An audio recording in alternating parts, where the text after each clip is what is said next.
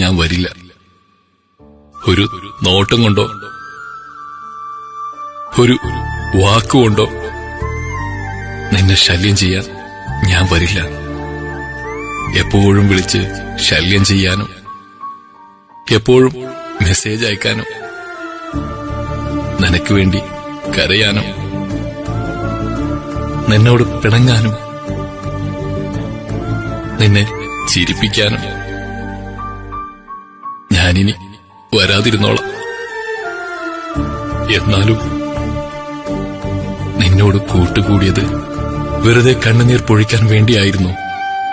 ഇപ്പൊ തോന്നുന്നു ഒന്നും വേണ്ടായിരുന്നു. സാരല്ല, കരയുന്നത് ഞാനല്ലേ, വിഷമിക്കുന്നതും ഞാനല്ലേ.